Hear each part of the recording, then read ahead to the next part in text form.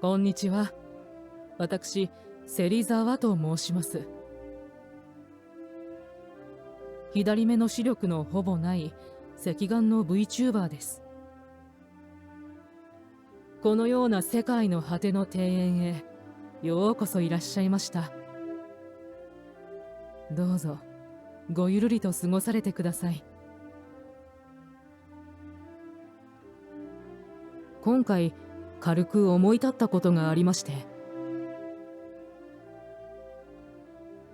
手頃なサイズの植木鉢に炭酸水を再現したら可愛いんじゃないかって。特に設計図とかもなく、全部私の頭の中の計画ですが、まあものは試しってことで気軽に挑んでみましょう。ではひとまず材料のご紹介です。まずは植木鉢かな。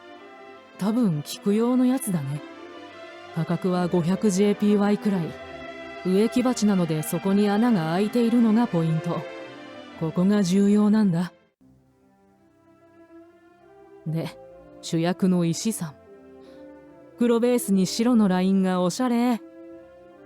ウエイト用の砂利。そこに敷いて安定を取ります。砂利の上に敷くアルミホイルです。反射材と砂の保持役を担います。